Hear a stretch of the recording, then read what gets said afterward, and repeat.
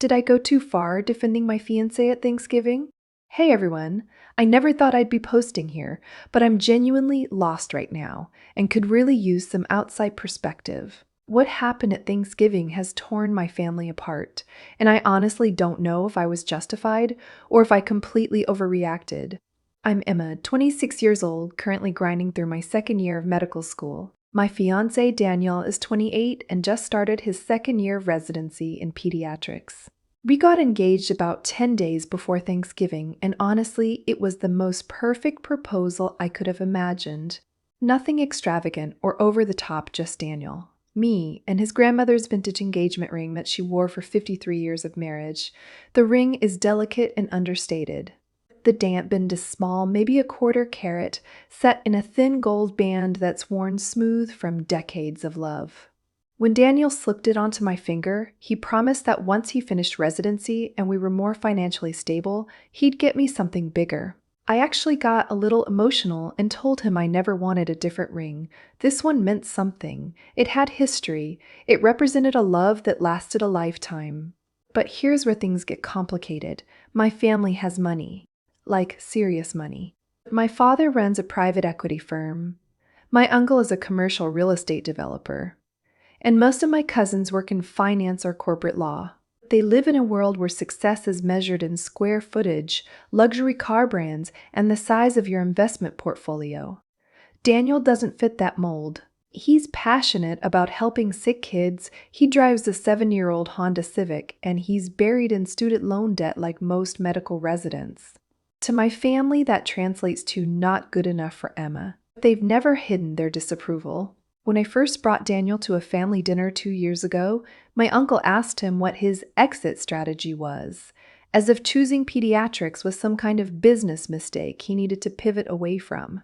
When I switched my major from economics and finance to biology and neuroscience during undergrad because I discovered my true passion for medicine, they blamed Daniel for influencing me away from a more practical career path. Never mind that I'm going to be a doctor. Apparently, that's not as respectable as being an investment banker. Now, let me tell you about my cousin, Melissa. She's 25, and we grew up incredibly close, more like sisters than cousins.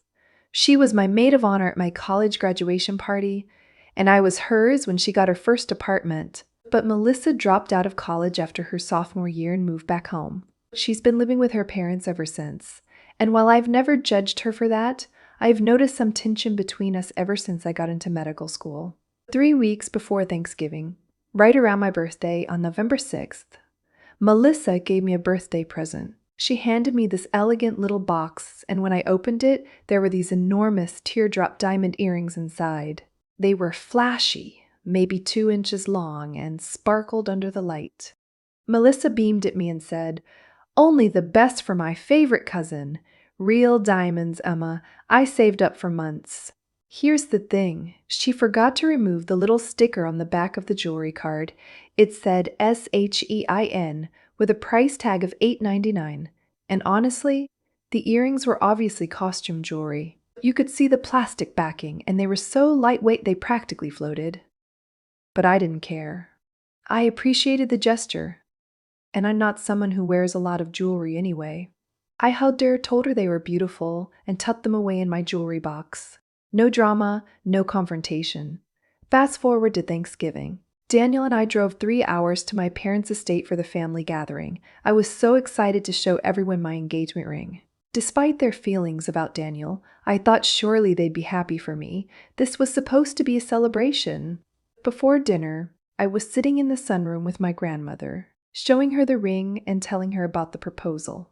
My grandmother is the sweetest woman alive, and she was genuinely happy for me, holding my hand up to the light to admire it. That's when Melissa walked over with her mother, my Aunt Patricia, right behind her. Melissa glanced at my hand and squinted dramatically. "Wait, where's the diamond? I literally cannot see it." I felt my face get hot, but I kept my composure. Daniel was standing right next to me, and I felt his hand gently squeeze mine, his way of telling me to stay calm. "It's right here," I said quietly, pointing to the stone. My aunt leaned in, putting on her reading glasses in this exaggerated way. "Oh, honey, I need my prescription updated. I can barely make it out. She laughed like it was the funniest joke in the world. I forced a smile and changed the subject, but inside I was seething. Daniel squeezed my hand again, and I knew he could feel how tense I was. He's always been better at letting their comments roll off his back. He once told me, "Emma, I didn't become a doctor for your family's approval. I did it because I want to help children. Their opinion doesn't change that." But it bothered me. It bothered me so much. Dinner was tense. My father kept steering conversations toward business deals and stock portfolios topics Daniel couldn't contribute to. My uncle asked Daniel if he'd considered a more lucrative specialty like dermatology or plastic surgery. Daniel politely explained that pediatrics was his calling, and my uncle just nodded with this patronizing smile that made my blood boil. After dessert was served my mother's famous pecan pie.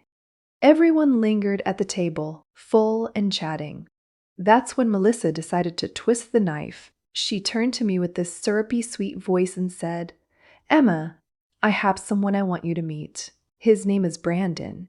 He's a friend from my parents' country club, works in venture capital, drives a Porsche real catch. He's the kind of man who actually knows how to treat a woman right and spoil her the way she deserves."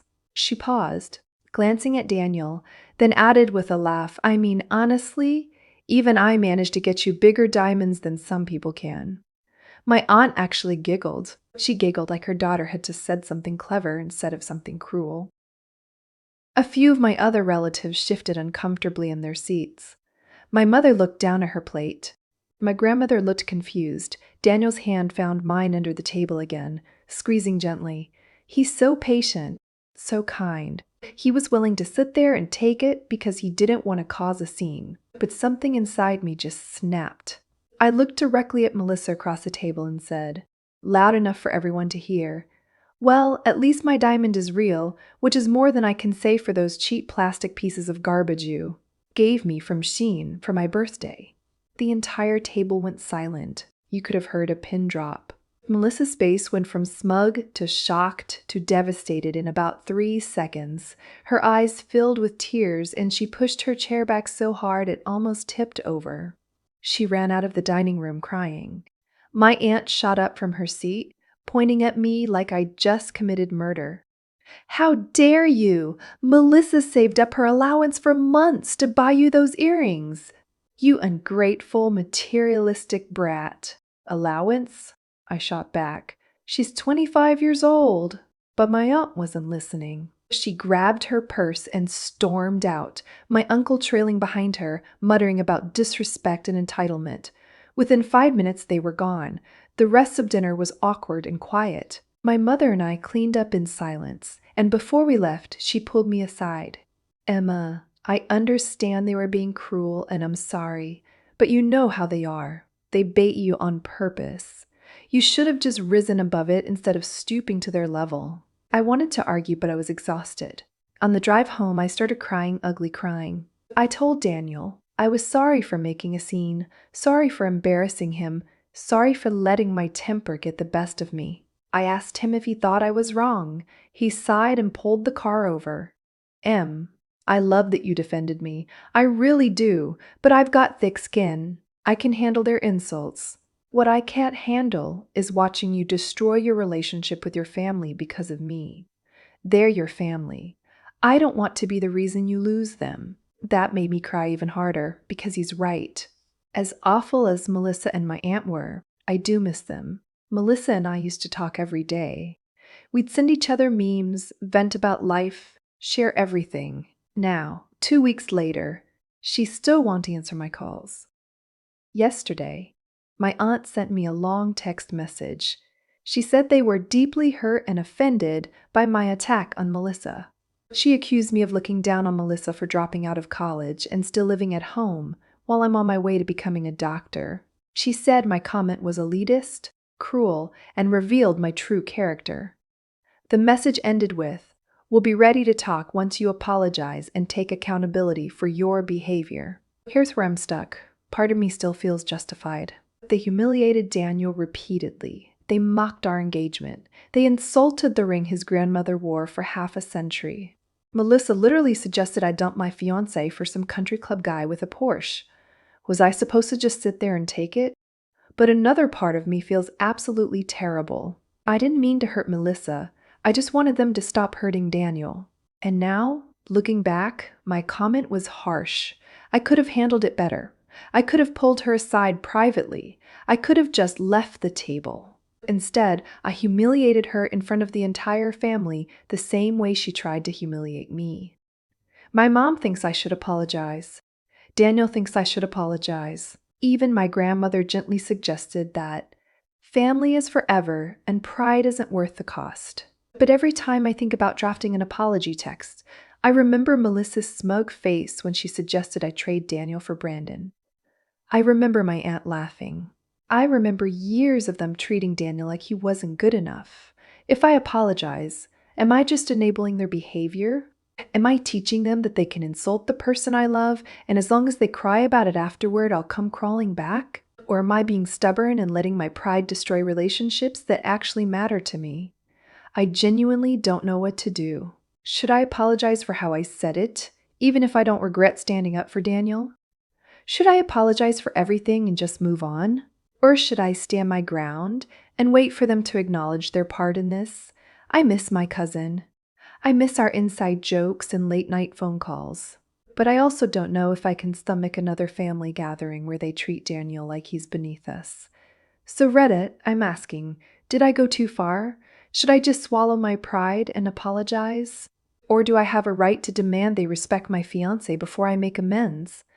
I really need some perspective here, because right now I honestly don't know what the right answer is. Upstage, we talked, and everything changed. Wow. I honestly didn't expect the overwhelming response I got from my last post. Thank you all so much for the advice, the perspective, and even the tough love from those who told me I needed to own my part in this mess. After reading through hundreds of comments, I realized something important.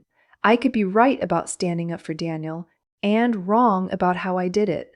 Both things could be true at the same time. So I decided to reach out to Melissa, not with a text, not with some formal apology letter, but with a real conversation. I drove to my aunt and uncle's house yesterday afternoon, unannounced, with my heart absolutely pounding in my chest. When Melissa opened the door and saw me standing there, her face went through about 5 different emotions. Surprise, hurt, anger, and then something softer, maybe relief. She didn't slam the door in my face, which I took as a good sign. "Can we talk?" I asked. "Please?" She hesitated, then stepped outside onto the porch, closing the door behind her. We sat down on the steps, the same steps where we used to sit as kids and eat popsicles in the summer. For a minute, neither of us said anything. Finally, I took a deep breath. "Melissa, I'm so sorry for what I said at Thanksgiving. The way I called you out in front of everyone was cruel, and you didn't deserve to be humiliated like that. I was angry, but that doesn't make it okay. I'm genuinely sorry for hurting you." Her eyes got watery, and she looked down at her hands. "I didn't know the tag was still on those earrings. I really didn't. And when you said that in front of everyone, I felt like such an idiot, like you were throwing it in my face that I can't afford nice things, like you can." My heart sank. "Mel, that's not what I meant at all." "I know," she interrupted, wiping her eyes. "I know that now. After I calmed down, I realized I was awful to you first. I was awful to Daniel, and I don't even have a good excuse for it." She finally looked up at me. "Emma, I'm jealous of you.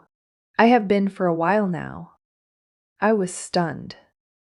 "Jealous? Of me? You're in medical school. You're going to be a doctor. You found someone who loves you and wants to build a life with you, and I'm just stuck. I dropped out of college. I'm living with my parents. I don't have a real career, and I feel like I'm watching everyone else's life move forward while mine is just frozen." Her voice cracked. "And when you came to Thanksgiving with that engagement ring, I think something in me just snapped. Instead of being happy for you, I wanted to make you feel small. So I said those horrible things about Daniel, and I convinced myself I was being funny. But really, I was just being mean." Tears were streaming down both our faces now. I reached over and grabbed her hand. "Mel, you're not stuck. You're figuring things out. That's not failure, that's life. And I never ever looked down on you for leaving college or living at home. I just want you to be happy." She squeezed my hand back. I wasn't happy. That's the problem. And instead of dealing with my own stuff, I took it out on you and Daniel. He seems like a really good guy, Emma, and I'm sorry for what I said about him. That was out of line. "He is a good guy," I said, smiling through tears. "And honestly, he told me to apologize to you days ago. He said you were more important than his pride." Melissa laughed, wiping her face with her sleeve. "Okay, see? That's annoyingly wholesome. Now I feel even worse." We both laughed, and it felt like something heavy lifted off both of us. We sat there on the porch for another hour, really talking not just about Thanksgiving, but about everything. About her fears for the future, about my stress with medical school, about how we'd both let pride and hurt feelings build a wall between us. Before I left, she hugged me tight and whispered, "I really am happy for you, Em. You and Daniel are going to have a beautiful life together." "You're going to find your path too, Mel. I know you will." The next day, I got a text from my Aunt Patricia asking if I could come over again this time with Daniel. I was nervous, but Daniel insisted we go. "If we're going to be family," he said, "we might as well start working on it now." When we arrived, my aunt invited us into the living room where my uncle was already sitting. It was awkward at first, but then my aunt spoke up. "Daniel, I owe you an apology. I've been rude to you since the day we met, and that's not fair. Emma loves you, and that should have been enough for me to treat you with respect." She paused, looking genuinely remorseful. "I think we got so caught up in our expectations for Emma that we forgot to consider what would actually make her happy. And clearly, that's you." My uncle nodded. "We come from a world where we measure success in dollars and job titles, but you chose a profession where you help children who were sick and scared and their families who were desperate for hope. That takes a kind of strength and character that I didn't appreciate. I'm sorry for that." Daniel, ever gracious, shook both their hands. "I appreciate that. I know I'm not what you pictured for Emma, but I promise you, I will spend the rest of my life making sure she's loved, supported, and happy." My aunt actually teared up at that. That's all we really want for her. We ended up staying for dinner, and for the first time in years, it felt like a real family gathering. No jabs, no tension, just good food and genuine conversation. Melissa even joked that if Daniel has any single doctor friends, she's taking applications, which made everyone laugh. Before we left, my grandmother, who had been quiet most of the evening, pulled me aside. She pressed something into my hand. When I looked down, it was a delicate gold bracelet. "This was mine," she said softly. "I wore it on my wedding day, just like Daniel's grandmother wore that ring on hers. Something old for your new beginning, sweetheart. You chose well. Hold on to him and hold on to your family. Both are worth fighting for." I hugged her so tight I thought I might never let go. On the drive home, Daniel reached over and took my hand. That went better than expected. "Yeah," I said, looking down at my engagement ring. The same small, perfect diamond that started all of this. It really did. I learned something important through all of this. Family is messy. People say hurtful things when they're insecure or scared or jealous.